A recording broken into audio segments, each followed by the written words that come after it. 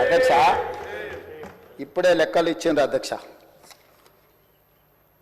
చంద్రశేఖరరావు గారు ప్రతిపక్ష నాయకుడు అధ్యక్ష. ప్రతిపక్ష నాయకుడుగా ఇప్పటివరకు వారి శాసనసభకు వచ్చింది 2 సార్లు అధ్యక్ష.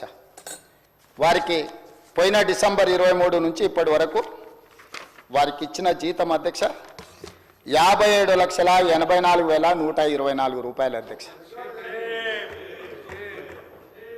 శాసనసభ్యుడిగా ప్రతిపక్ష నాయకుడిగా డిసెంబర్ 1, 2023 నుంచి ఫిబ్రవరి 28, 2025 వరకు ఈ దాదాపుగా 15 నెలలలో వాళ్ళు తీసుకున్న ప్రభుత్వం సొమ్ము జీత భత్యాలు, శాసనసభ్యులు కూడా ప్రభుత్వ ఉద్యోగ అధ్యక్ష తమకు తెలుసు కదా, సుప్రీంకోర్టు తీర్పిచ్చింది. వారు 57,84,124 రూపాయలు జీత భత్యాలు తీసుకున్నారు అధ్యక్ష.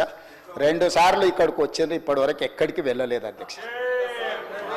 ప్రభుత్వ జీత భత్యాలు తీసుకొని ప్రజల్ని గాలికి వదిలేసి తెలంగాణ రాష్ట్రాన్ని కర్మకు వదిలేసిన ప్రధాన ప్రతిపక్ష నాయకుడు ఈరోజు వాళ్ళను ఇట్లా తయారు చేసి రేబీస్ వ్యాక్సిన్ రియాక్షన్ వచ్చినట్టుగా వాళ్ళు వ్యవహరిస్తుంటే ఏం చెప్పాలి అధ్యక్ష?